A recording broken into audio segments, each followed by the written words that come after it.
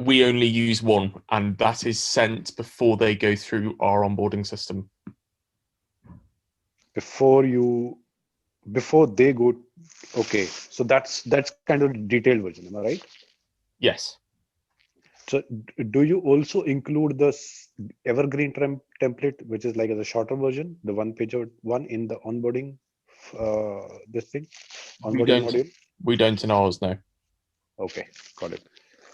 So there have been many situations wherein the business owner or the decision maker forwards the meeting request to their one of their executives or one of their employees who is kind of marketing executive or digital marketing manager, etc., etc. So, what is the best way to deal with such kind of situations? So they've basically said, I don't want to take this meeting, but this person will. Yeah.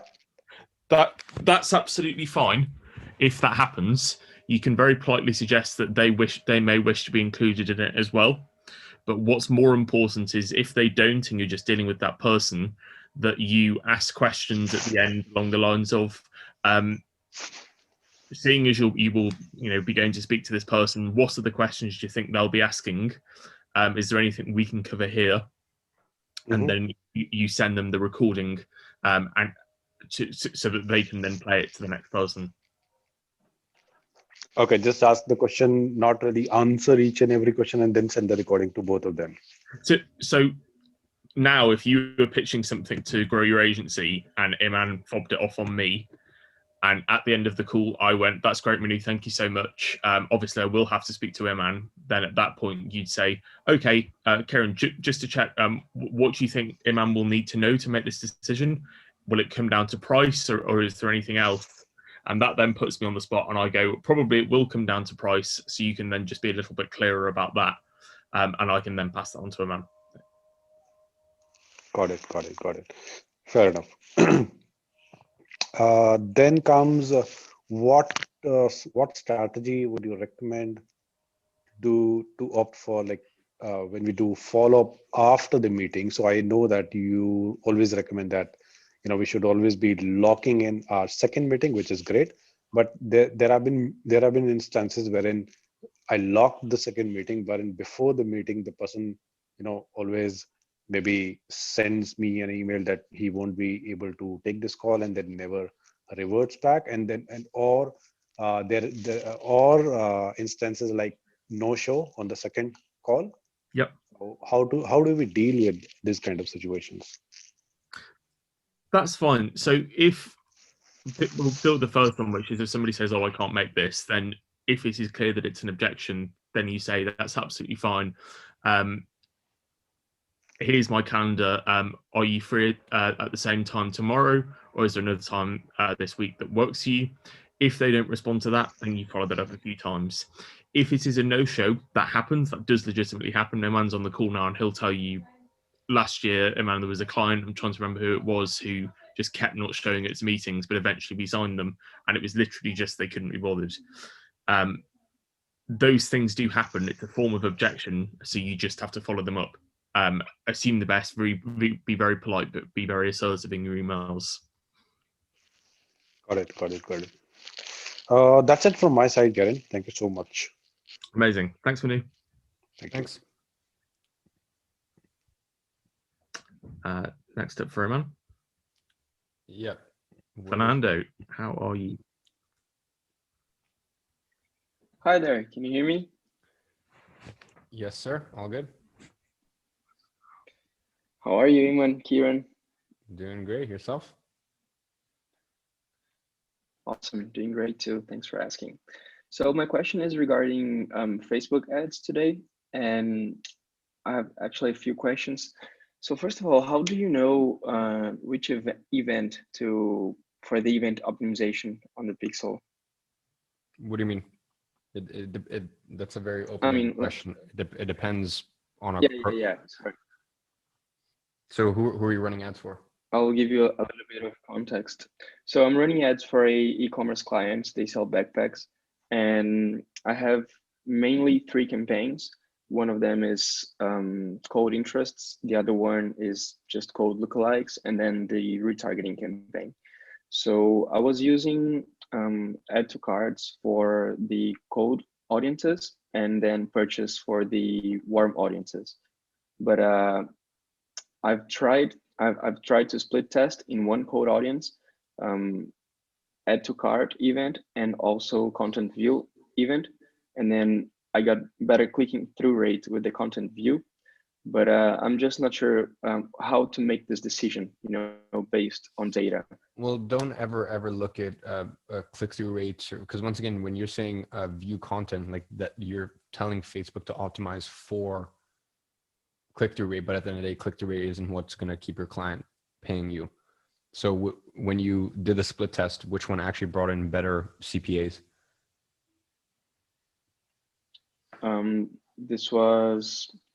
I just started the test like a couple of days ago, so I'm still testing that.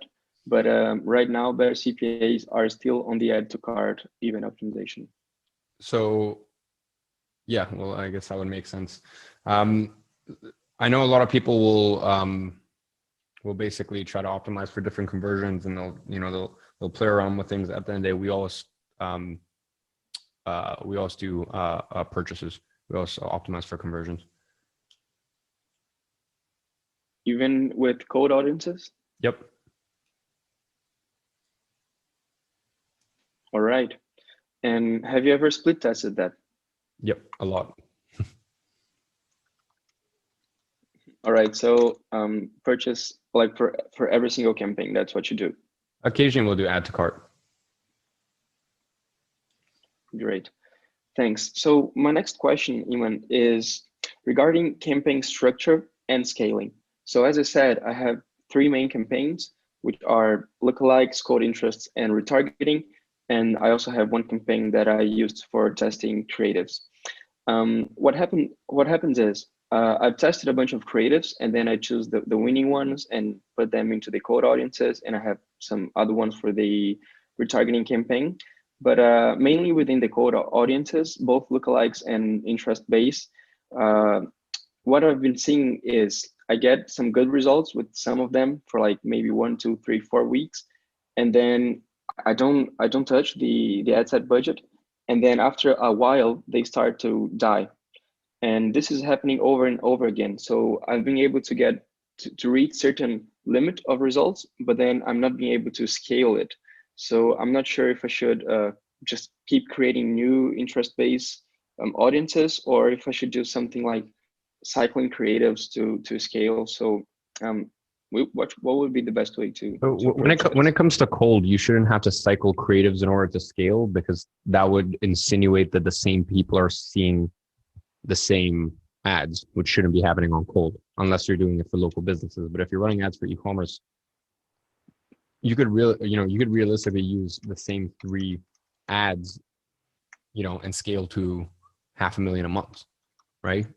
If the audience size is big enough, and if the market, if the market is big enough for it. So what's happening right now is how much are you how much are you spending on these ad sets, and what's the CPA?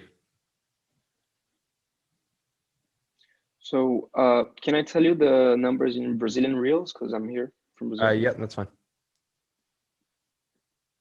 So I'm spending to each cold ad set 20 reals per day, and the cost per purchase is in between 90 to 100, and our ticket is around 300. So it's 90 to 100 is the CPA, and you're spending 20 per ad set. Yeah, when you say CPA, do you want to know like the event optimization? Cost per acquisition, yeah. So it's 90 to 100. Yeah, so basically your entire campaign structure is off. You're never giving these ad sets an opportunity, right? Because you need to give them something to optimize for, but they need enough data to do that optimization.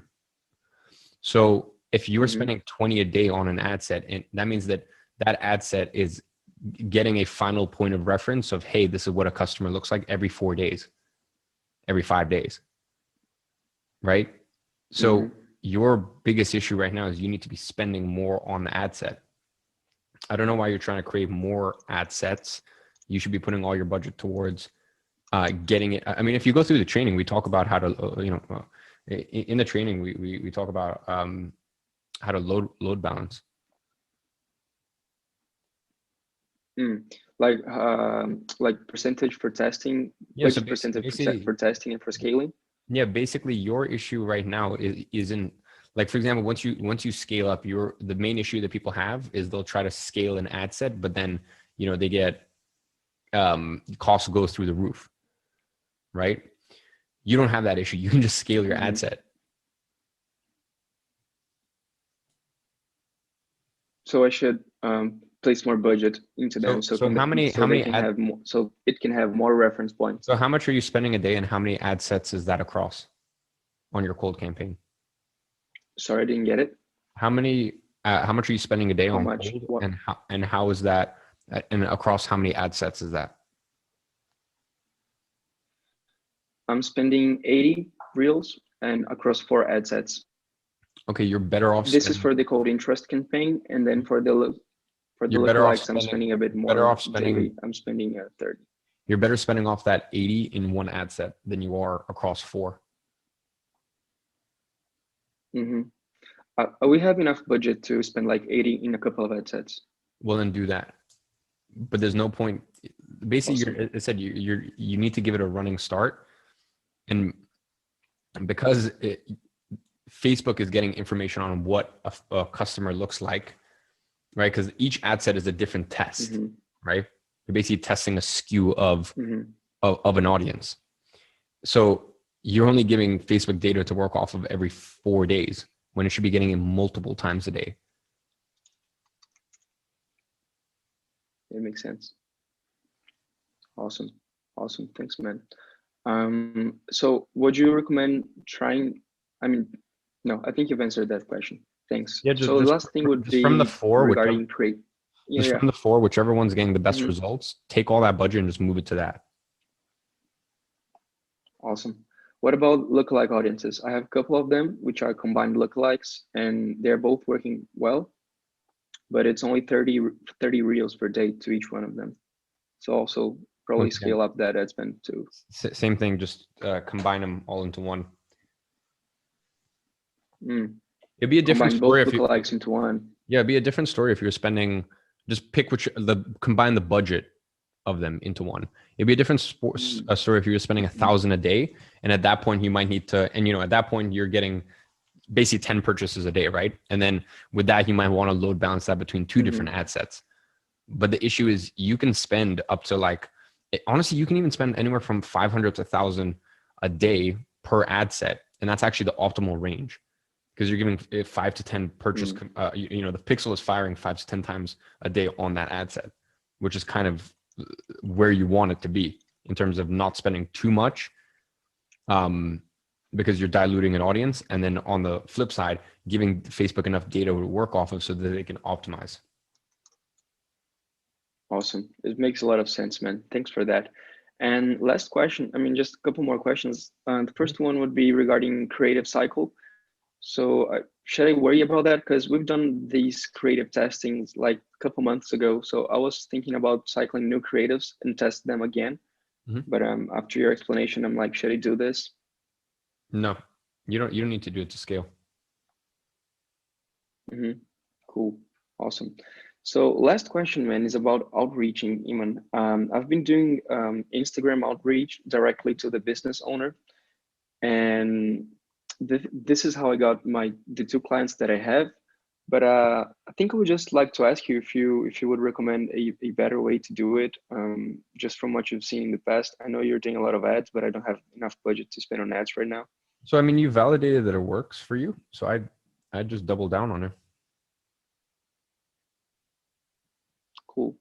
All right, man. That's all. Thank you so much for your time. All right. Awesome. No worries. Thanks so much, dude. Thanks, Ananda. Nice technical question to get you started there, Roman. Sorry, I came in a bit late. Is my internet shaky? Remember on the call before it was a little off. It's not nearly as bad as it was. No. Yeah, I don't know what's up with it today, but anyways. Cool. Paul, how are you? Hey, how's it going, guys?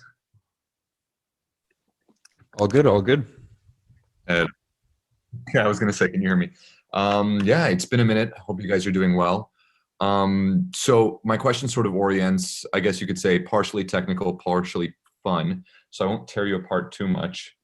Now, we sort of work in the luxury watch industry space. We kind of took your advice there. I'm a huge fanatic. By the way, what do you got on the wrist right now, Iman? Full rose gold root beer. Ooh, funky one, actually. I was thinking of going for one of those. I love the Timex Q root beer. That sort of is going to be my placeholder until I go for one of those. Yeah. On that note, what's that? Yeah, no, the Timex is sick. It's a fun one. On that note, though, if you sort of transition into that space and started working with luxury watch distributors, I have a couple follow-up questions based off of this main one. But how would you actually go about service delivery? So we signed on a couple guys right now. And my big thing right now is actually making sure we deliver on what we promise, because obviously this is strongly predicated around reputation.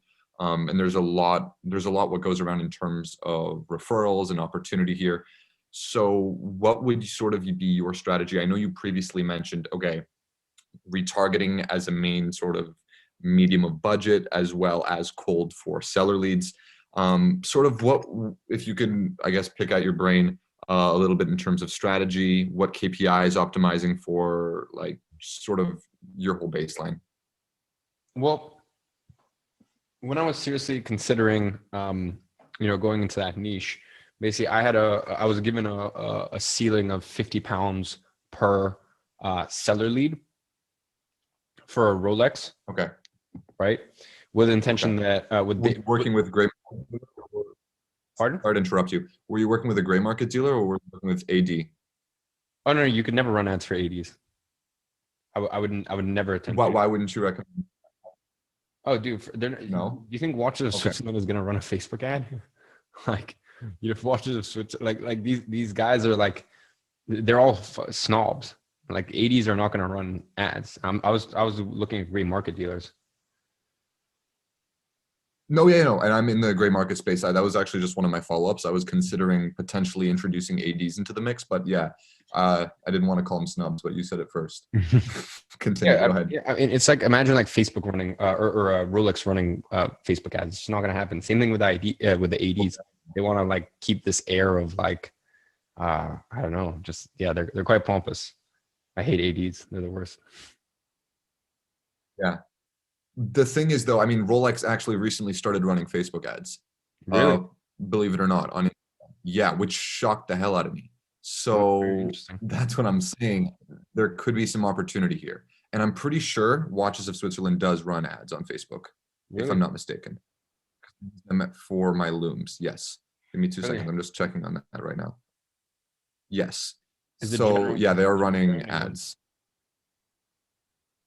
It's general branding. It's not necessarily specifically for certain pieces, but yeah, Watches of Switzerland has actually pretty incredible. They're running retargeting. They're going strong. Is it like is there any call to action right now? Is there any call to action to like come in, book an appointment, et cetera? Shop now, yeah. Shop now. I assume so. I'm not sure if there's any direct CTA for like booking in an appointment or talking or anything like that. But yeah. And the fact that Rolex itself, like the company itself, is running ads really shocked me. So that's what I'm saying. I mean, could ADs be a possible app? Yes, but it's just like, I don't know. It's a pain in the ass. Is that what it's a pain in the ass because there's so much. You mean like basically the ADs are at the whim of, Patek Philippe, Rolex. So if you did advertise, there's like so many branding guidelines and shit you need to follow and this and that. You're just better off with like great, it's the same thing. Like I don't like working with like big corporate companies. I like working with like lean e-commerce business. And by the way, lean can still mean 30 million a year. It just means that like there's not, a list of 17 chain of command. So yeah, you're better off with your gray market. And I guess you consider Yeah, and I guess you could argue the same thing with the gray market dealers because there's different archetypes, right? You have some that are sort of one-man bands that are excessively sort of overly efficient oriented in the sense where they're not outsourcing anything, they do everything themselves.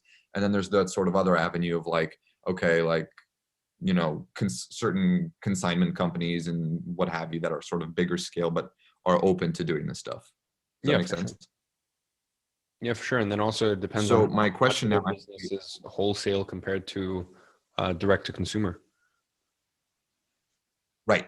Absolutely. So my question to you then is in terms of sort of the tactical nitty gritty ad strategy. I know Pedro's in the chat as well. He's in this space as well. And one thing that we were speaking about is how would you go about the technical aspect of, okay, you have how would you go about marketing creatives in terms of KPIs? Like again, I would love to pick at you sort of in terms of that. So basically when I was looking at it, and I was strongly considering actually moving the entire agency to that, you know, as an example here in the UK, you set Knightsbridge plus 2 kilometers.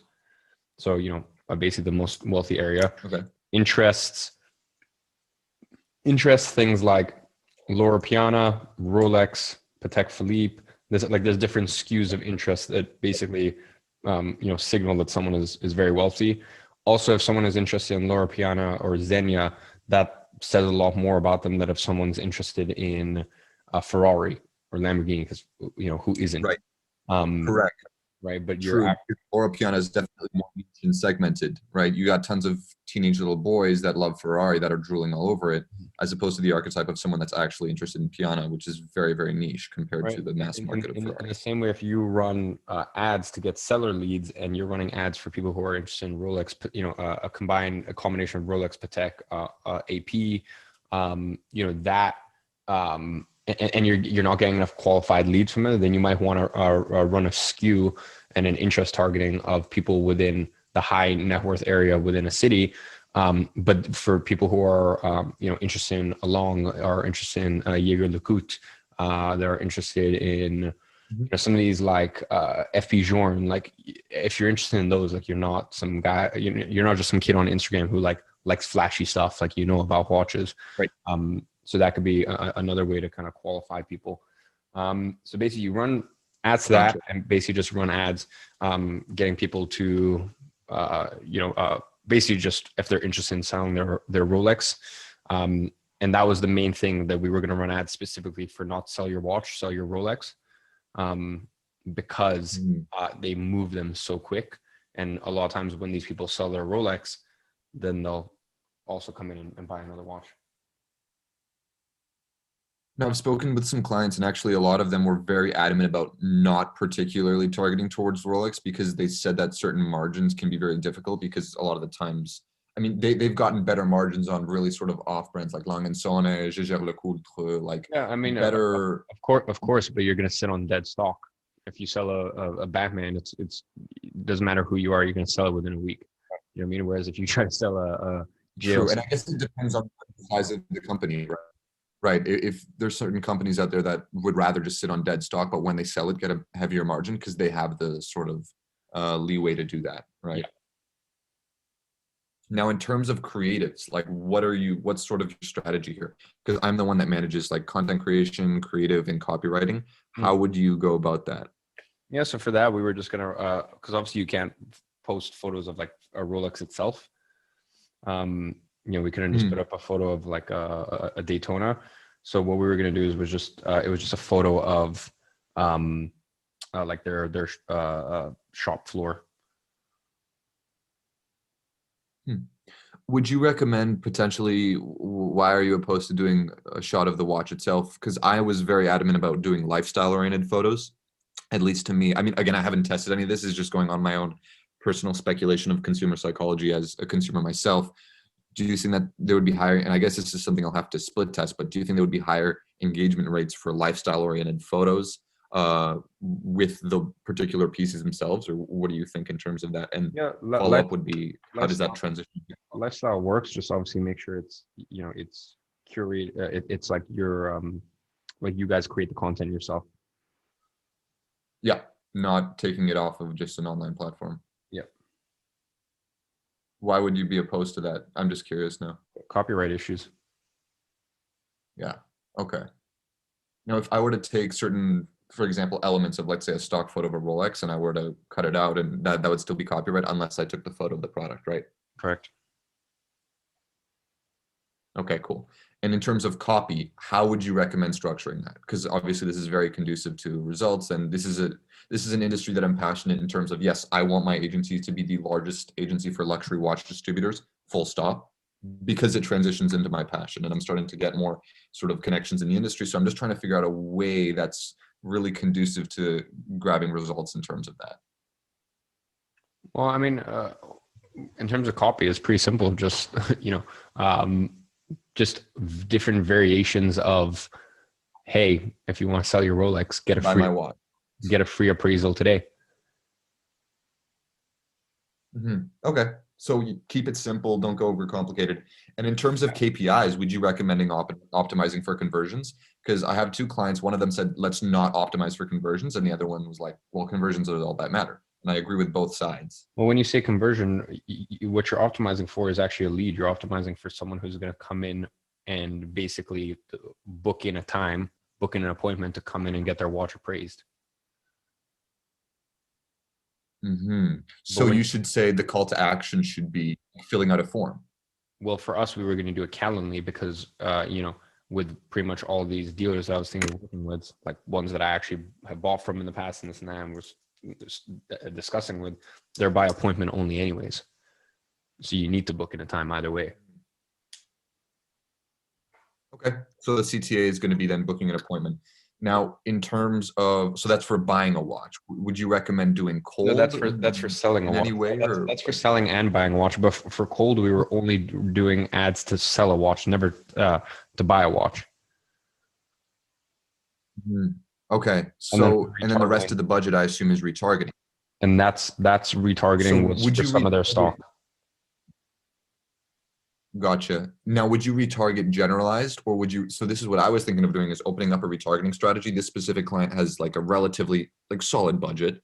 So what I was thinking of doing is really sort of doing a deep dive and retargeting specifically for every single brand, because the creative and copy that can tell me if I'm wrong here, and their audience size is going to be too small. You think so? Yeah, there's just no point diluting their audience like that. Because what I was considering doing is doing a separate retargeting sequence for different brands. For example, those who are interested in Cartier, I do a separate retargeting sequence to those who are interested in Jaeger-LeCoultre or Patek. Unless you're spending $1 million a month, which you won't be, you won't have audience size big enough for that to make sense. Oh, so you're just saying keep it simple then altogether in ads. How many ads are we looking at here? Look, when if a client for us is spending less than $250,000 a month, we don't even bother with changing up our retargeting. Like our retargeting goes.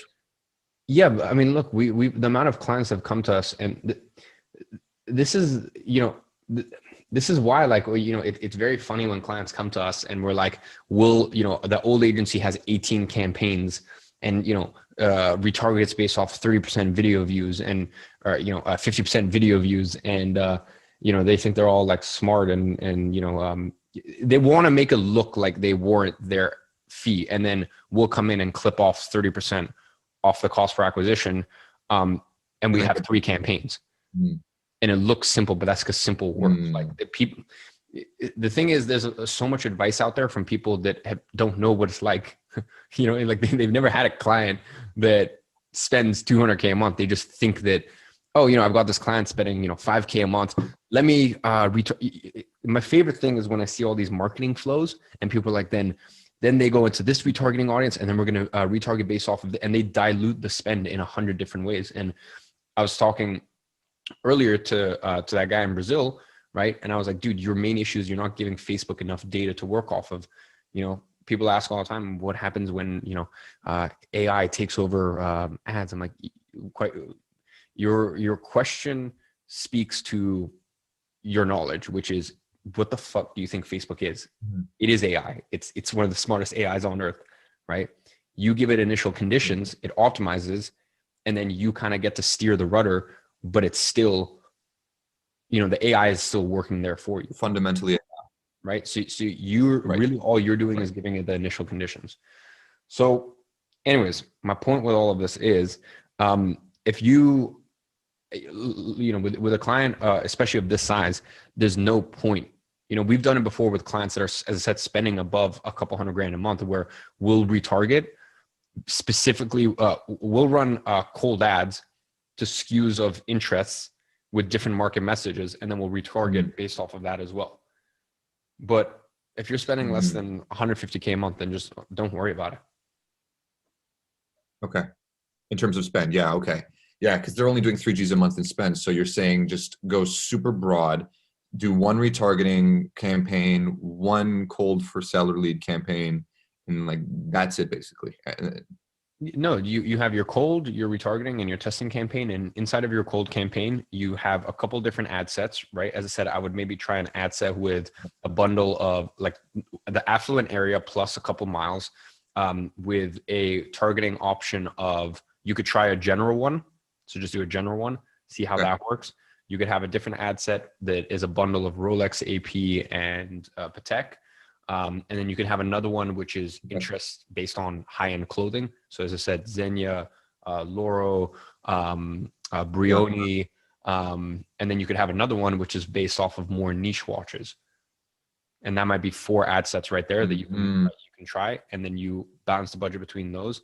You know, let's say if they're spending $3,000, then you're spending, you know, for those, you know, you're spending $2,000, you spend another $700 in your testing campaign. If you want to try something a little bit more wacky and weird, for example, in the testing campaign, if you want to try based off of niche car brands, and see how that works. And then, you know, for retargeting, I doubt you need to spend more than 300, you know, 10 bucks a day. Your audience size probably won't allow for it. Because these guys get 100. Yeah, you're right. I mean, they only get 150,000 unique visitors per month. I'm just trying to think. Yeah, I mean, fair enough. Fair enough. Cool. I mean, that ends it right there. If I want to learn more, but would you say that there's more sort of technical strategy in terms of getting results on CPA? I mean, well, yeah, of course, because, you know, you're spending 2-3 hours a week with Danny on Sundays, and, you know, same thing with me on Wednesdays. But you know, don't think that you need. So Danny gives you a breakdown of your specific client ad accounts. Oh yeah, I mean, obviously the call on Sundays is literally for you to share your screen and Danny to like take control of your computer, because it's a different setup. It's the calls are different. You know, obviously here, you know, it's kind of like webinar format. On the calls in CPA, it's like group format, and you share your screen and we see each other and this and that. But you know, like, don't think that you need CPA. Don't think that you need CPA to get great results, or, you know, to get to where you want to get to with your agency. Does it help? Yes, but, you know. Okay, awesome. You've been incredible. Thank you so much, brother. Kieran, you take care as well. Really appreciate your time, guys. All right, my pleasure. Keep going. That's cool. Bye. Pedro, how are you? Hello, how are you doing, Kieran, Iman? Good. Yourself? All good. So, kind of like to give you some background. Friends with Paul, both in the watch studio industry. Now, me personally, I've got a few clients and I'm making some good money. So I may hit you with a bit more, you know, kind of like more technical questions than that. So first of all, I hired a BA, and I'm in the middle of kind of a pretty weird trouble, because at the beginning I had the 2-step authenticator, I think it is, process in, and she wasn't able to log in. I gave her my details for her to do the follow-ups. She wasn't able to log in. Now I took it off because, like, I've been working with her for a few weeks, so like I just trust her. But she still can't log in. I don't have the 2-step authenticator. Like, I don't know, Gmail just takes her out, and she still hasn't been able to log into my Gmail account. So do you know of any solution or any software or whatever to be able to get her in? She's not able to get into your Gmail account? Yeah.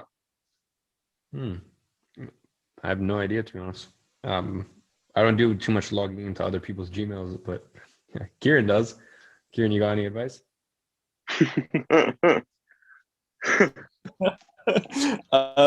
Yeah, logging into Gmail is a bit of a nightmare. Sorry, just to backtrack on the issue. The issue is that there's two-factor Yeah. authentication. No, I actually took it off because she wasn't able to log in. Okay. Why does she need specific access to that account? Because I'm recording and sending the looms myself, but I need her to do the follow-ups. And it kind of like looks weird. I think it looks weird for another email address to like do the follow-ups one, or like, you know what I mean? Like have different addresses exchanged. I get that. The problem is, like, I regularly use Iman's email when he's in Cape Town and when I'm here. So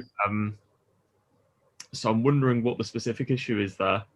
She needs verification every time she logs in, and that's the issue?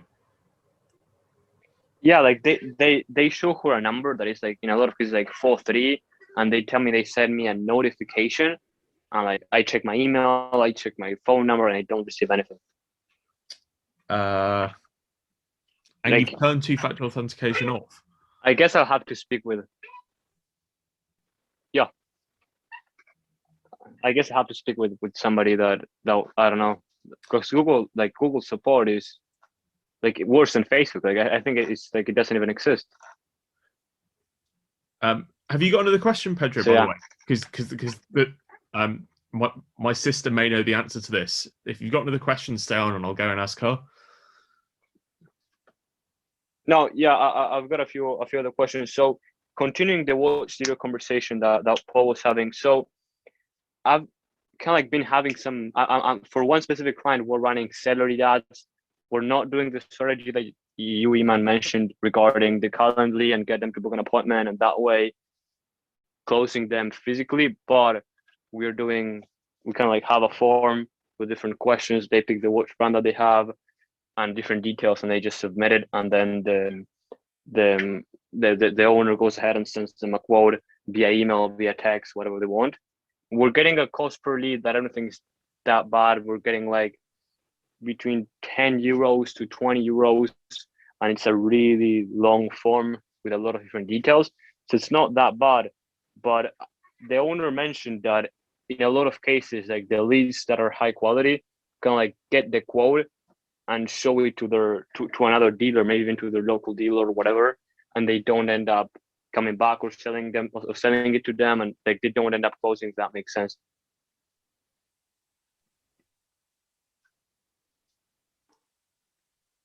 Okay, sorry. Wait, I thought I was muted for a sec. Where's my? Yeah, there we go. Sorry. Yeah, I mean that happens either way. Like, you know, people shop around. You know what I mean? Like some people will go to a dealer and they'll go, "Hey, how much will you give me for this watch? I'm looking for this much," and they'll offer this, and they'll go, "Okay, you know, obviously I'll need to shop around and just get prices, general prices, and I'll come back to you." Do you think that because he's not doing any he doesn't have a proper follow-up system in place, like he just throws a quote, that's pretty much it, I guess. So do you think that, because I don't know if you're aware of what Go High Level is, but I personally use Go High Level, where we can kind of create an email sequence, SMS follow-up sequence, even like calling. Do you think that creating a follow-up system for him would be worth testing out? Where's he based? He's based in Spain, but works with the clients all throughout Europe. Okay, it's his. Okay. Well, here's what I do. Honestly, if I was him, yeah, I would do a follow-up system. That's number one. And then number two, what I would do is I would do a virtual appraisal. So get them to book in and just try it. By the way, the other thing that I'll say to you is I've never actually run ads. You know, like I was at mid 2019, I was looking at changing the entire agency over to working with gray market dealers. You know, eventually I didn't, but like, so obviously I did a lot of background research. I spoke with different gray market dealers, did a lot of research, even paid for some consulting to understand. That's why I know the industry so well, as in like their margins, stock, like how long on average it takes to sell a Nautilus compared to a Batman, compared to, you know, a Concept AP. But anyways, my point is like I've never actually run ads, so all I can tell you is just kind of from my position where what I'm thinking Yeah. or what I would think would be a good idea. So keep doing what you're doing, and of course add in a follow-up sequence, right? That's just a no-brainer, right? But then outside of that, Yeah. you know, outside of that, I definitely look at outside of that, I would definitely look at basically I would basically look at doing a virtual Zoom, like a virtual Zoom appraisal. So they book in like a 15-minute slot, and then, you know, someone on their team, you know, in the exact same way when someone comes into the store, there's someone on their team that helps appraise the watches. You know, they do that because then it's booked into the calendar. Then they get one-on-one time, because also the issue is like right now they're getting an appraisal back. And the thing is, these people are also selling based on price. You know what I mean? They're not selling, like, for example, with me, I know I might get a better price from, you know, if I shop around with dealers and whatnot, but I don't actually really care because, you know, I have my watch dealer I know what I mean. that I always keep coming back to because he's done well for me and I trust him and this and that.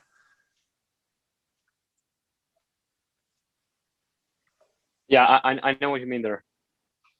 So I'll test that out. This one is a pretty small client in terms of budget, so I don't know how much we'll be able to test. Now, another question that I had is kind of like one of my, kind of like a bigger client. They do a lot of online watch selling, meaning like from e-commerce base, not necessarily e-commerce because you can't purchase from the website, but it's a pretty interesting system where you go to the website, you select a watch, and they have all different watches. You select one, and you basically kind of like request, create an account, and kind of like you submit a request, and then you speak with the sales team. We're bringing in leads for that one. So I think you mentioned this already, but you said that doing add to cards in that case is what you would go for, right? Yep. Okay, great.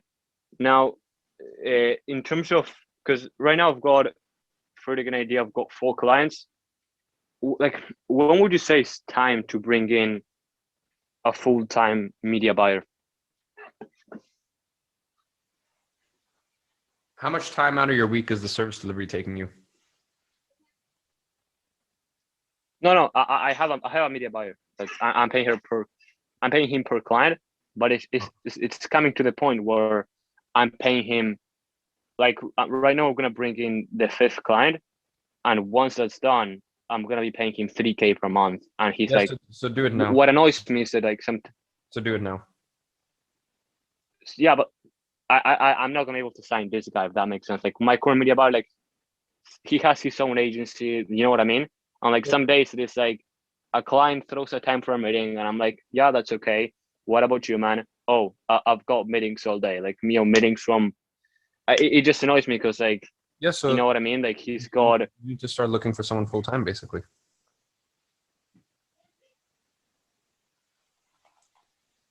And also, to be honest, I like. And also, how does that even? You need to do. Yeah, go for it.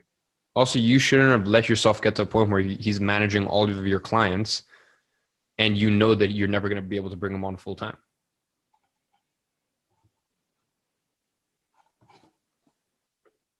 Yeah, makes sense, to be honest.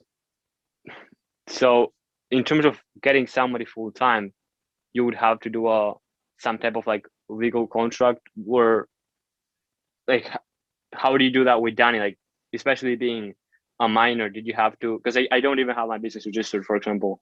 So like You can just have him on as a contract. do you need to do any crazy contract or anything like that? No, you just have him on as a contractor. Okay, I'm paying him a monthly fee. I'm paying a monthly fee. Yep. Okay. Yeah. So the kind of like the last question that I had is, I know you had your agency for a good amount of time while you were in high school. So how do you? Because like, long story short, I never actually had my agency while I was going to physical high school. I was also in online high school since last year. So now I'm coming back to high school over here in Argentina. So how do you go about it? How did you go about handling the meetings when you had like 9 hours per day we're taking about like high school, and like that's just 9 hours per day, which in a lot of like time zones lets you like very little time to schedule meetings, if that makes sense. Like in a lot of cases, I have like meetings in midday my time because like the time zone difference, like that time is gonna be me in high school. So how do you handle that? So obviously you're gonna have to do a lot more heavy lifting on Saturdays and Sundays, right? So that's number one. And then number two, I would do a lot of lead sourcing. I do most of my lead sourcing while I was in school, like while I was in class. I don't know how it works with you, but with us, we were allowed to use computers to make for like note taking for school, like when we got to high school. And obviously, I didn't actually use it for note taking. I was just there doing lead sourcing class. Yeah, I mean, I have my BA doing all that, but like my main, like I have like 5 hours of the day, which are like when I have 80% of my meetings, usually because of the time zone difference with people that, you know, from PST time zone or UK time zone, like whatever. Usually I have those 5 hours of the day. Usually is the time where I have the most meetings, and those 5 hours are going to be like high school, if that makes sense. You know what I mean? Well, Like all that time. So like I was doubting like, well, yeah, there's not much you can do. It's basically, once again, like, you know, if you have your meetings set in the evenings, right? Or you leave your Saturdays and Sundays free. okay, yeah, makes sense, I guess. Like, you know, there's not. Yeah, so that's there's not much, thanks further. there's not much of a hack or a workaround or any advice I can give you, because unfortunately you physically have to be there, right? So if you're physically there, you can't be taking sales calls in class. But in class, I was doing it. Yeah, I mean, I can probably say if it's an important sales call, I can probably say, you know, I've got COVID or whatever. Yeah, yeah, but then I don't think you'll be able to come back to school for like 14 days, which is a good thing. Which is a good thing. I'll probably figure something out. Oh, holy shit! If I went to school, Oh yeah, I have to play around with that. like if knowing what I'm like or what I was like at school, man, I was so mistreated. Oh, yeah, you're saying? dude, I have to wear the mask 8 hours per day while sitting on a shitty chair. Wait, do the kids in school have to wear masks while they learn? Yeah, my sister is 6 years old and she has to wear a mask all day. Like it's hilarious. It's just pathetic. Jesus, wow, damn. Well, yeah, you know, I thought it was funny. If I was knowing what I was like in school, because I pulled every trick in the book to skip school, and while I was in school, miss classes and this and that. Man, I would just say I had COVID all the time. Like if I was in school. Not saying you should. I'm just saying me. Knowing what I was like, man, that would have been my golden ticket. But Kieran, are you back? Kieran? I am, yeah. Any advice? I am. The only thing I could gain is so Mairead has this issue, my sister, by the way, with one of her clients, and she said that he taps on his Gmail account, on his Gmail app, and a number comes up, and he just taps on that number. So it might help if you have the Gmail app on your phone. So basically, when she tries to log in, a number will hop into my Gmail app. Yeah, and then you just press that number.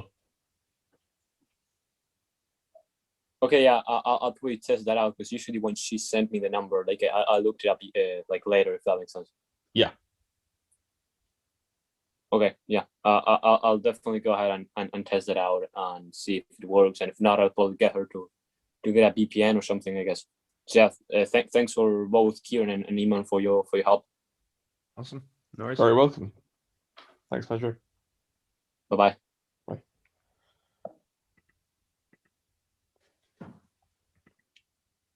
Justin, how you doing? Hello to both of you, Iman and Kieran. Hope you're doing well.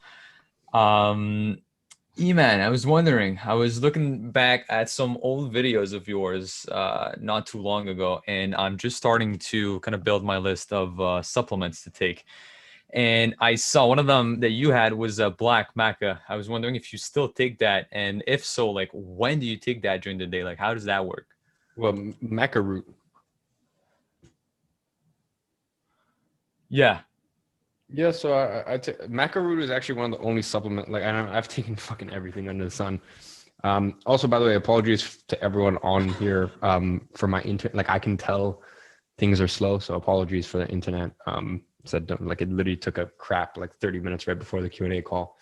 But yeah, in terms of Macaroot, you can take in capsule form. I would just take it with lunch. These days, I just put it in my like Macaroot is literally one of the only supplements I take. And I just put it in like when I make my bulletproof, like my butter bombs.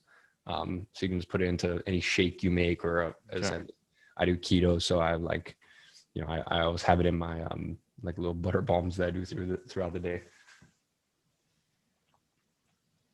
Right. Okay. Perfect. And I'm guessing you actually get like the root itself. Like you don't take any capsules or like any No, I used powder to or something, the, right? the capsule. No. So Okay. I took the capsules, and obviously those are super convenient. But now just literally just because I know like either way, I do the butter bombs, so I just put like maca root powder in there.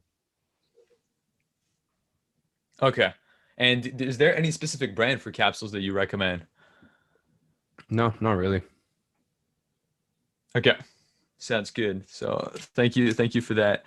And another thing I was wondering is also I know you used to travel. Well, now obviously you can't like as much, but you basically I'm starting out. I have a few web design clients, and now I'm also doing like a transition to Facebook marketing. So I have one Facebook marketing client, and I love this sort of travel lifestyle. Like I kind of want to be able to do that, but I'd love to be able to travel for work, to go and meet clients. And I was wondering, in your case, was it more like coaching clients that you were traveling to, or it was also like for marketing? And if so, like what's the value for them to bring you in person? No, so these are all like 2-day trainings or funnel builds.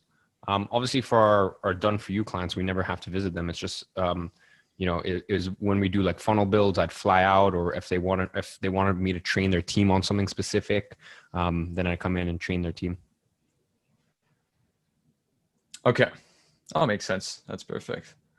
Good. And yeah, also I know you guys like mentioned a few times in the past few weeks that you've started like working with mass email with Snov, and I was wondering, how does that working so far for you, and how do you manage if you do personalize the emails like at scale? You can't personalize like with what we're doing. It's not personalized. And how's it going? Honestly, still early days. It's actually something we need to discuss on our end of month Cobra meeting. Okay. So I guess you guys are still testing out how this is working for you, basically. Mm-hmm. Okay, perfect. And one more question actually was for Facebook in general. Essentially, as I just mentioned, I'm basically transitioning into the Facebook marketing world, and I currently have one client. And I've never advertised like at all with my own business manager. Like I haven't done anything with it yet besides setting up a pixel on my site. And out of the blue this morning, my business account got banned. And I'm just wondering if this is something common for like new business accounts. And yeah, I submitted a review, but I'm just guessing if that's something you heard like. What, like your business, like as in your ads manager, your business manager, your. I'm not so sure. Honestly, it says like, it says your business account was disabled, and essentially it tells me that I haven't complied to their policies, which, I haven't done anything yet with it. So I'm not too sure what the policies I violated were. So, so when do you get that message? When you log into the ads manager or your personal profile or what? Right. It's when I log into my ads manager. Okay. Were you running any ads? Not for myself. But for your clients? Yeah, with like I had one client which was a partner with myself, so I wasn't running ads with my account, but I was a partner to theirs. Yes, it's probably what it was. It was your business manager has been shut down, and it's probably because of something that went on with that ad account you were running as a partner from. Okay. because that's something I had in mind. My client told me like a few months ago they had their business manager banned, and then it was reinstated like before I even got with them. So I don't know if this could taint my own business manager now that I've taken them on. Potentially, I mean, but it comes with a game of advertising on Facebook. Like it's really not a big deal. Just try to get your business manager back. Okay. And then if within 5 days you don't get a response, then just forget it. Like you're not getting it back. So then create a new business manager, and if same issue happens, then you're going to need to basically go from you're basically going to need to go from like get your brother or your sister or girlfriend or boyfriend or whoever, mom, dad, and just create a business manager from there. Yeah. Okay. Perfect. Well, thank you so much for your time, and thanks to Kieran also. Have a great day to both of you guys. Cheers. Thanks, Justin.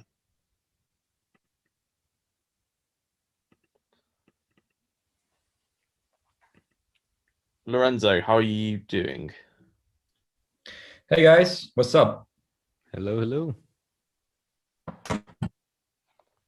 Good? Okay. So here I am. Where to start? So I actually am in a particular position in my company because I don't have an agency, to be honest, because I am actually the sales manager of a marketing agency here in Italy, and I joined this agency because I actually wanted to gain a lot of experience, the sales experience, managing partners, and actually see how a company operates. So I actually enjoyed this experience for almost a year. And I actually have a lot of responsibilities and duties in my company, but actually getting bored also due to the fact that I'm not making that amount of money that actually satisfies me. So I actually tried when I joined Agency Incubator to actually get a lot of get customers through cold emails, cold looms. I tried them all, and almost for 6 to 7 months without actually seeing any results. And I actually asked myself why I'm not getting this kind of results, because I see every single person, or almost every single person in this community that gets results through cold looms or cold emails, but I don't get why I'm not getting the amount of results that I want to get. So I wanted to actually ask you, I thought about using this strategy, so I'm going to tell you what I thought and share your thoughts on it and what you think. So I was thinking about creating some videos, some YouTube videos, not list them as public, and use them as an evergreen video to share on cold emails or Facebook, in Facebook groups, etc. So I'm going to share this video as a proposal and say, okay, here's what I think, and it's like an evergreen loom. Okay, I want to actually use this kind of media to actually sell my services. What are your thoughts, and what do you think I should do based on my situation? Because I've tried them all and I really don't know where to smash my head, and I just wanted to reach out to you guys and ask some help. For sure. So when you were doing outreach for those 7-ish months, do you know how many looms did you send? Well, I was sending around 15 emails per day, and I was sending around 6 looms because over those 15, because I was sending looms to the more qualified leads, or at least those people that I thought that were more qualified. And actually, a couple of them jumped on a strategy call with me. Maybe it's the loom that didn't work. I don't really know. Based on the amount of emails that I've sent, the amount of looms that I've sent, I don't really know what's wrong. So I really want to start from zero, and I really want to understand what I should do. What is the approach that I should do? It's a more personalized approach. Were you tracking all of your outreach? I actually did. You did. Sorry, I actually did. And the opening rate was around 70% in the first email. The second email was around, I'm currently reading just give me a second. Yeah, around 70% the first email, between 60 to 70%, and then it dropped from 60 to 70 to 30%. And then I had a 5 follow-up system, okay? And after the third email, it was around between 10 and 5% of open rate. It was ridiculously low. Okay, for sure.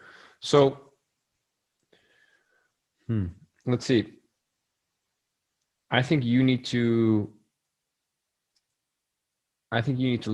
go back, look at what you did right, reassess some things, and I think you need to hit the ground running.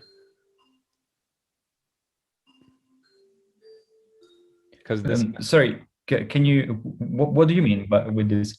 I think you need to look back at what you were doing and then restart your outreach efforts with a clean slate.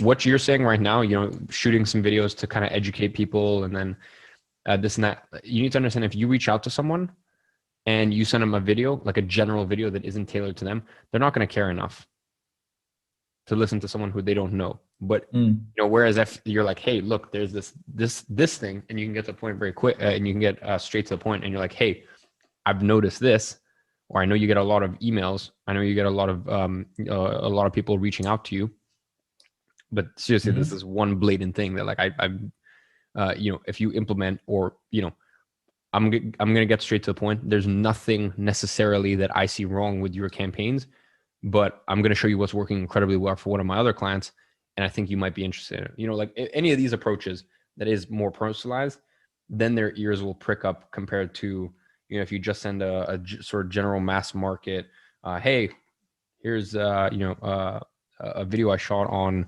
what I recommend in this circumstance or this circumstance. So I get it. Yeah, I definitely agree in, if I need to actually get the first customers. The reason I actually had in mind this approach is because I actually see a lot of people that use softwares in this period. I don't know why it's actually so popular, but I see people using Lemlist. I don't even know what this service is about. It's an automation. I don't know if it's different from MailChimp or other softwares. I don't really know. But MailChimp is like a service provider, like ActiveCampaign, like GetResponse, this, that. Like, but it's an autoresponder. It's you collect emails through Facebook ads and you use Weber or... That's more to service clients, whereas Lemlist is specifically for outreach. Okay, but I see a lot of people that see they send even 300 emails a day, and I ask myself, first of all, how do you find 300 emails in a day? What niche are you working with? I really want to work with mental coaches. Okay, yeah, well, for example, that's the thing for you. You're not going to be able to find that many leads. Probably YouTube is your best bet, or Facebook groups, right? But for someone who's working with realtors, like, they can buy leads, and they can scrape a lot of leads. Okay. Yeah, I get that. Yeah, maybe a direct outreach on Facebook is going to be better if a lot of people are on Facebook. It's better. Yeah, I mean, if you're saying that you're looking at like performance coaches and stuff like that, like mental performance coaches, like high performance coaches, this and that. These people will be on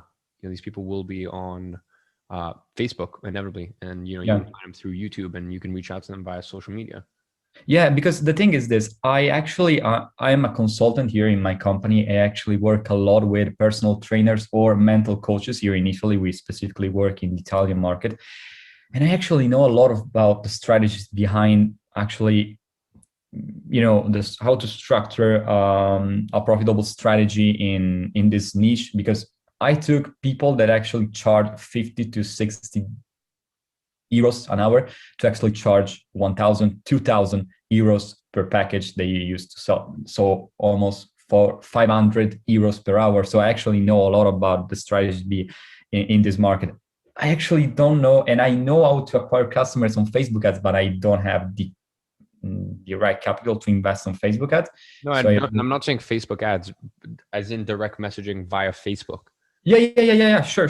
No, I was saying in fact, I agree with you in saying that it's better to actually acquire customers with direct outreach in this first moment until I get to a certain level, like €10,000 a month with this method. And then I can transition from this to actually acquiring customers with a VSL or a webinar. It depends on what I want to sell. Mm. So it's better to actually have a more personalized outreach, you say? Yeah, especially if you're so specific on who you work with.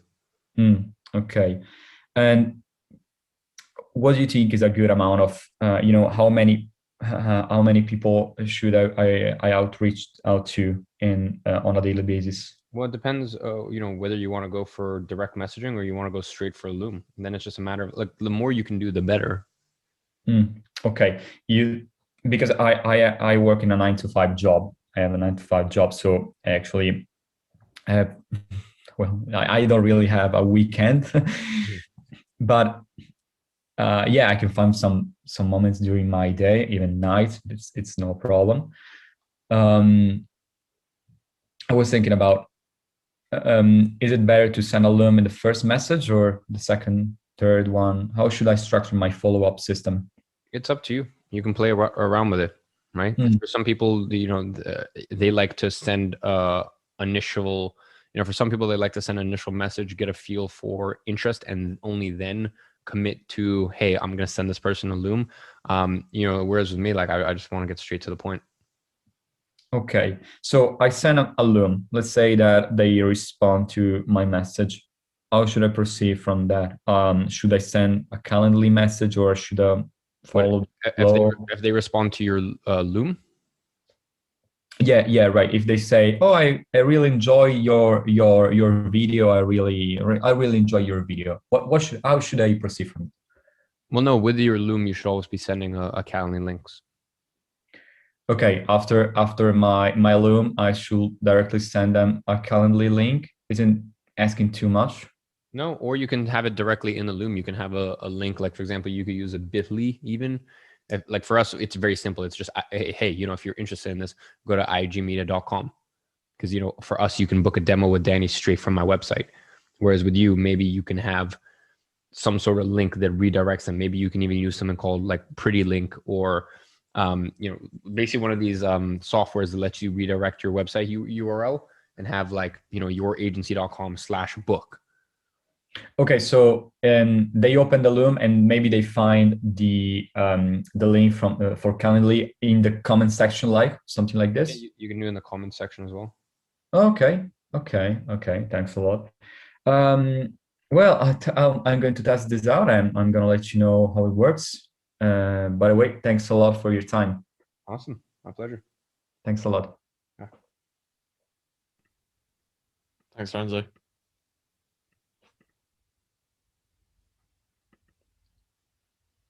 Saurabh, how are you doing? Hey man, I'm doing good.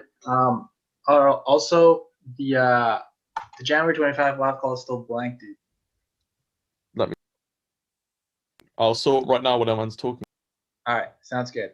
All right, so E-Man, so after you do your like intelligence gathering on your sales call, how do you start like the body of your presentation or like the pitch? Well, first of all, the way that we do things is, Danny does the demo call. Right. So I have that demo call now for you. If you don't have a Danny, Nope. And if you're taking the call yourself, then you might either decide to go for 1 call or 2 call close. I went from being super adamant on 1 call to I actually like a 2 call close now. That's my preference. Now, granted, Danny kind of technically does the first call. But yeah, Danny does a lot of the discovery. I watched the demo call, like the recording of the demo call before I get into the main call. I come in, I open my presentation and, I run through the first few slides and the general gist is like, hey, I break this call down into 2 parts. First things first, I need to make sure that we can get you results.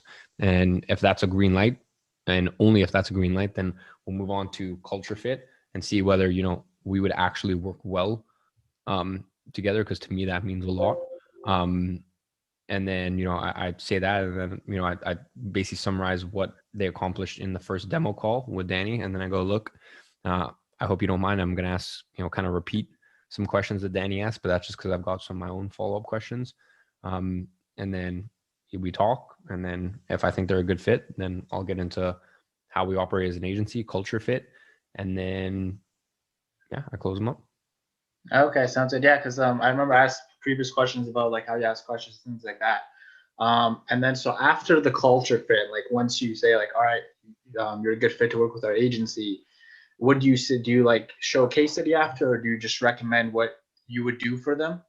Yeah, so I go through that, and well, first of all, I talk about the way we work at the agency, basically our ethos and whatnot, and then I go, based on what I've showed you, do you think that we'd be a good culture fit, and if so, why? And then they talk about, hey, based on the way that you guys are lean, based on the way that you guys don't have an office, based on hey, we're both young, hey, based on the fact that you guys are also into biohacking, and I think that's super cool.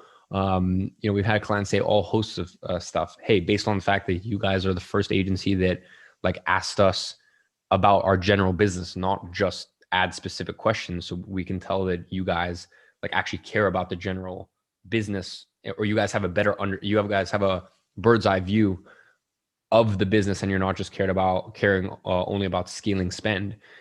Based on that, this is why we think that we would be a good culture fit, and et cetera, et cetera. And I go, awesome. So would you like our help? And they go, yes.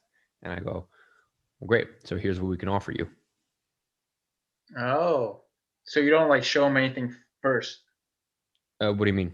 Like after the call, like, so so first of all, when you ask them, so how do you word that again? Because I've been thinking about adding that in, but I don't want that to be to sound like condescending. Like, what makes you think you'd be a good culture fit? Yes, because the main thing is, for the past 10 minutes, I literally run through our agency ethos, like the way that we operate. Right. And then I go, and I explain why this is important to us. And then I go, based on everything I've showed you, do you think that we'd be a good culture fit? Do you think we'd be a good partnership? And if so, why is that? Okay, I got you. And then what you show them is just like, obviously I remember in your slides you showed them like the clients you worked with in the past, and you just talk about like what do you talk about? Yeah, I have like 10, 15 different slides, or I have probably like 10 slides showing previous client results, showing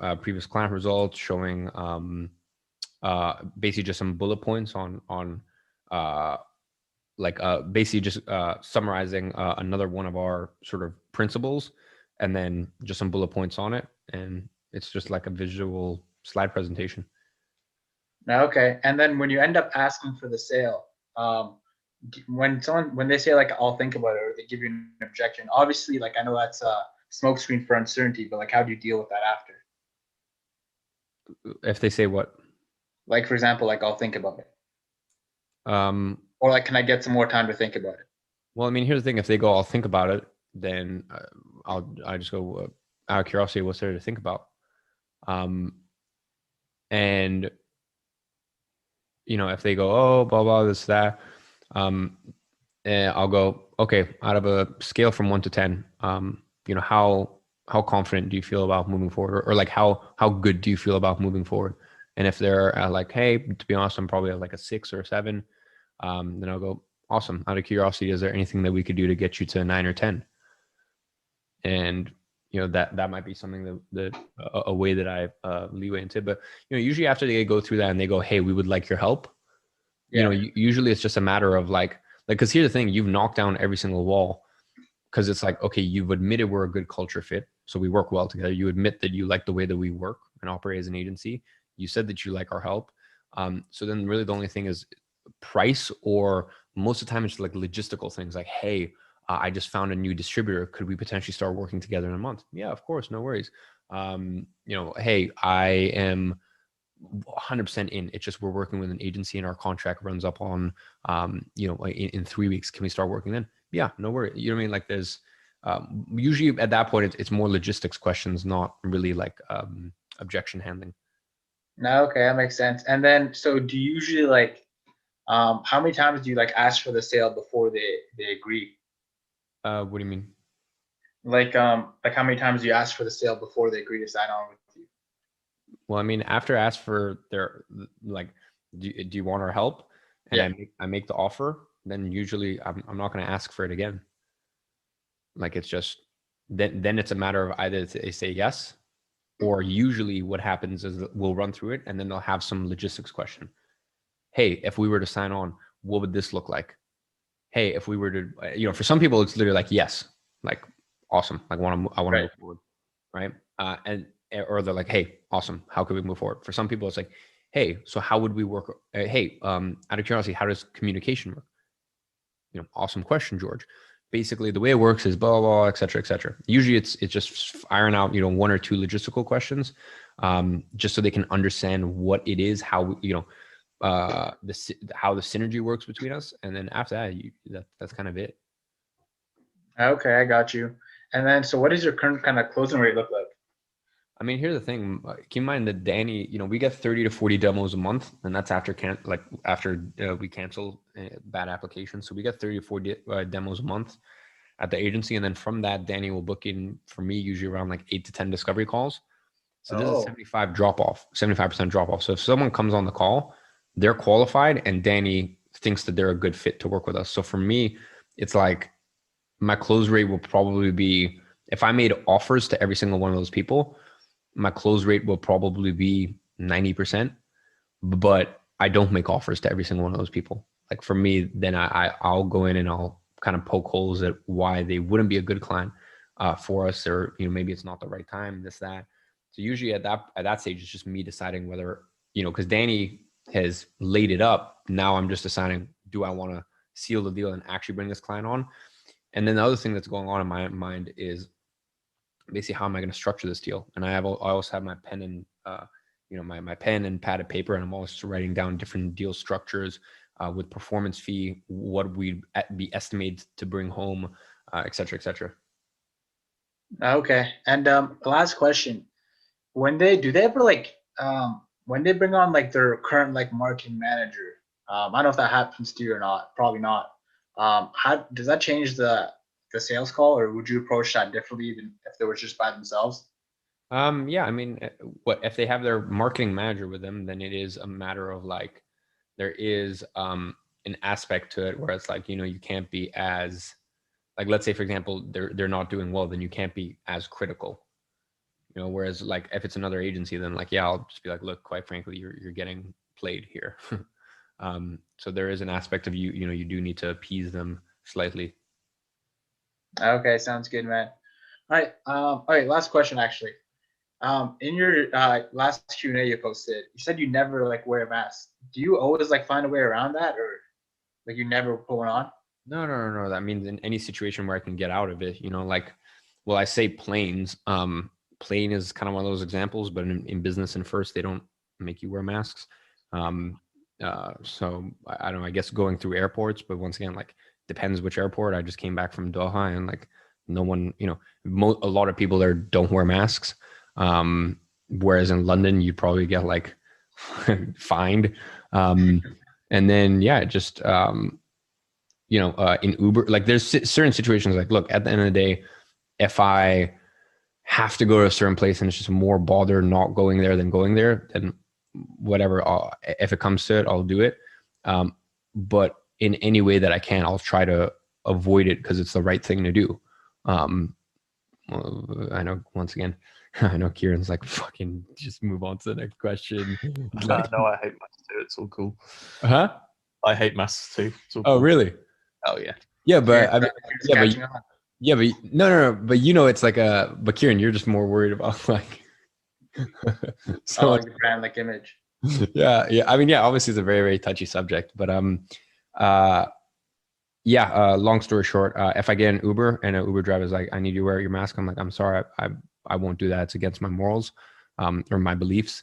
And a lot of times people just want to feel like they like, first of all, when I get an Uber and I don't put on a mask, 50% of Uber drivers because I think Uber drivers are pretty woke because they're like, you fucking idiots. I've gone in a car with 1,000+ people in last year and I've never caught anything. Like I've had so many Uber drivers tell me that, right? The other thing that I'm very thingy on is, you know, a lot of times, anytime anyone comes to my house, like a cleaner or a service provider, I always tell them, I'm like, look, if you want to take off your mask, like I'd prefer that you can actually breathe. So that's the other thing that I do just to try to do the right thing. Yeah, same. And then, yeah, as I said, if I ever get in an Uber and they tell me to take off or to put on my mask, I tell them that. And then, you know, very rarely are they like, oh, okay. If they tell me that, they're like, okay, well then I can't take you. Or if they're like, oh, it's against the law, then I'm like, no worries, understood. But I'm gonna have to cancel the Uber and then I just get another one. Okay, yeah. All right, sounds good, man. That's all from me, man. And yeah, thank you again for speaking out about all this too. All right, no worries. Thanks, Rob.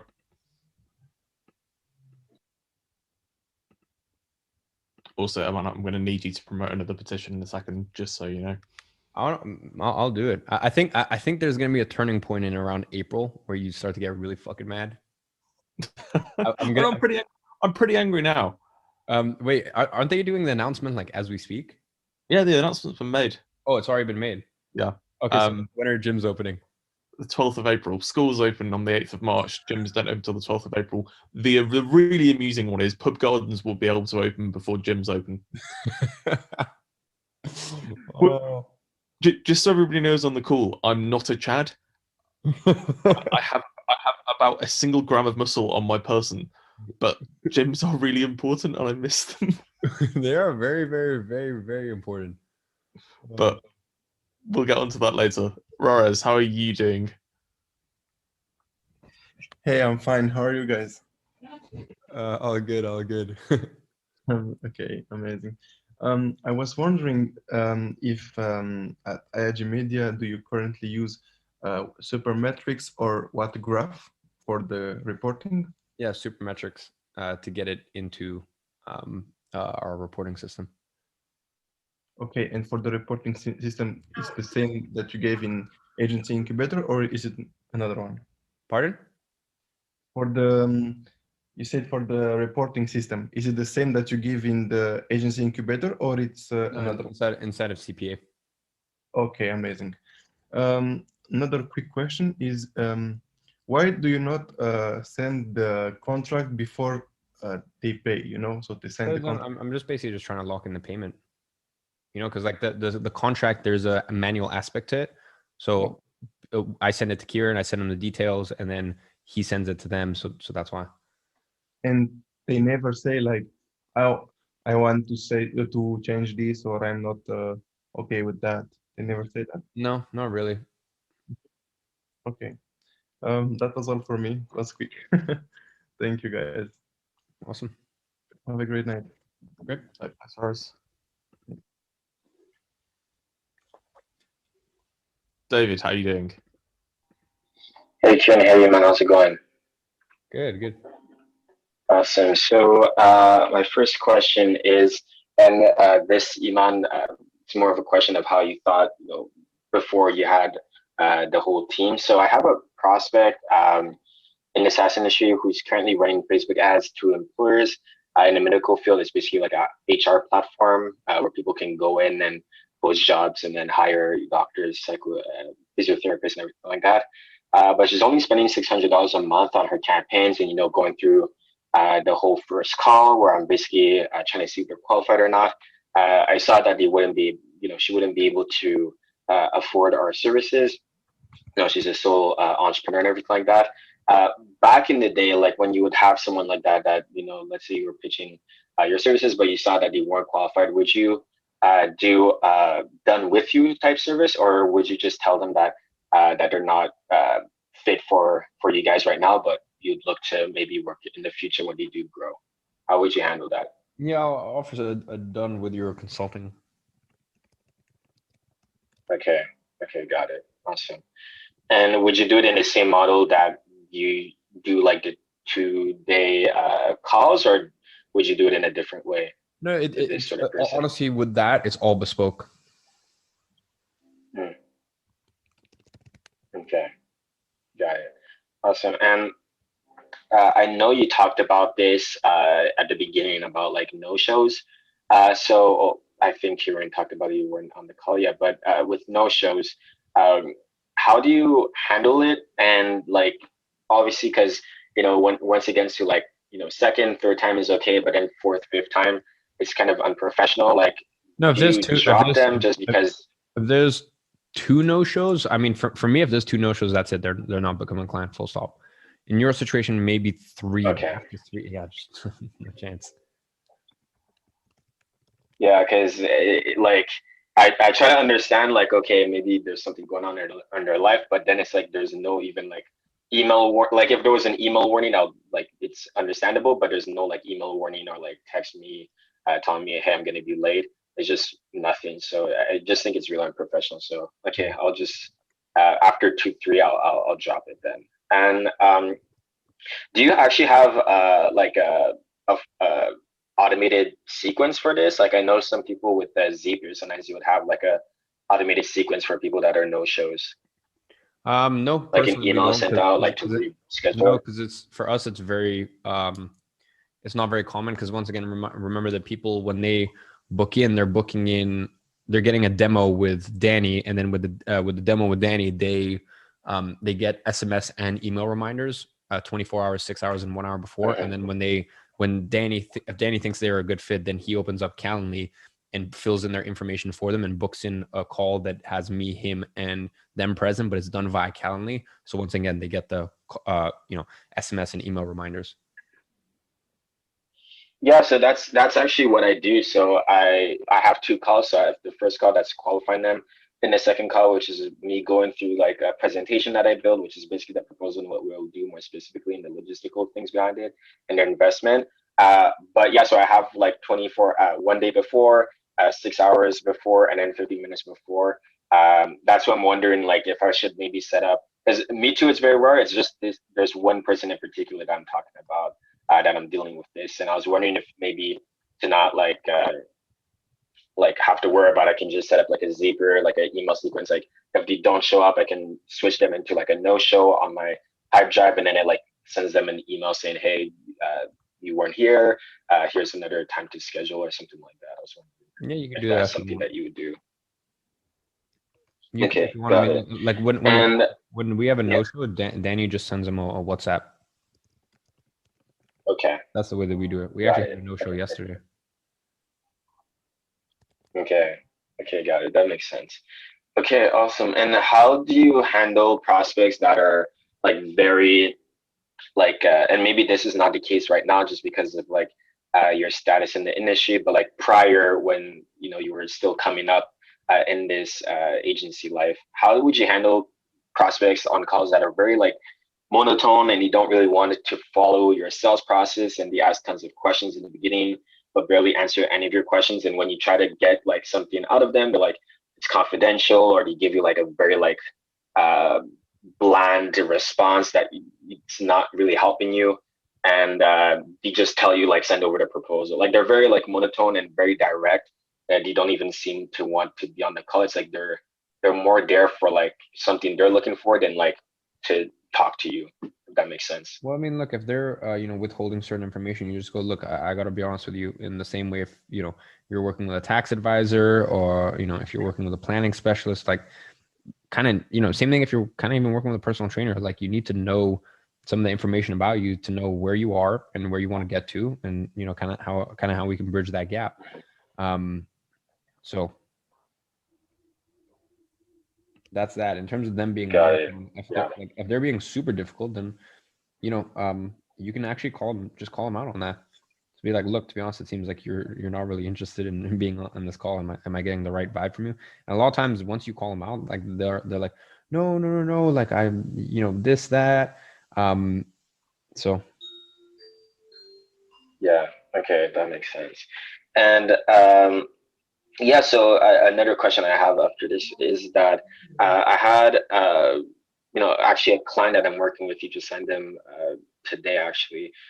So right now we're working with them. It's basically we're doing an event. They're doing a virtual event. for some of their customers and new customers who are going to be running LinkedIn ads to a landing page, and then they have to like buy a ticket to the event. And they're starting off with $5,000 per month on ad spend. And they did say that they were probably going to move it up to $10,000 per month, depending on how the campaigns are going, or if we tell them that we're going to need a larger budget if we want to get more leads into their pipeline and everything like that to get more attendees to the event. But my media buyer, I don't know if it's like this for everyone's media buyer, but my media buyer, when I first hired him, he told me that depending on let's say our agency gets to where we're handling clients that are like 25, 50, 100K per month ad spend, that his like rate increases, right? Because there's more ad budget to manage, there's more just more money, more problems. So how would you increase your service fee to the ad spend? Well, I never really liked that model, so I don't really look to hire a contractor if they're like that. Okay. It's just not ideal. But if they do that, then you can basically match your same pricing structure with clients. But it's just not something that you would recommend setting up with a client, right? To have. Personally, I don't like it. No, I don't like penalizing clients for spending more. Okay, so you would have one fee, and then the ad spend, it can be up, it can go down, it doesn't really matter. Yep. Got it. Okay, got it. And another question, which I don't know if it's obvious or not, but how do you ask a client for permission to use the results you're getting for them in a case study? Do you just ask them directly when you're getting them results and they're satisfied, or is it in the contract? Basically just ask them directly, and then just make it very, very clear, like, hey, obviously everything will be everything will be removed in terms of sensitive information. Okay, got it. Okay, perfect, awesome. So yeah, that's pretty much all I had for you. Thank you so much for your time, man. Awesome, my pleasure. Thanks, David. Eman, thank you for sticking on. My pleasure. Unfortunately, we do have to end this now. Thank you everybody for turning up. I will be uploading this recording tomorrow. As always, pop any outstanding questions in the group, and we shall see everybody next week. All right, awesome. See you guys.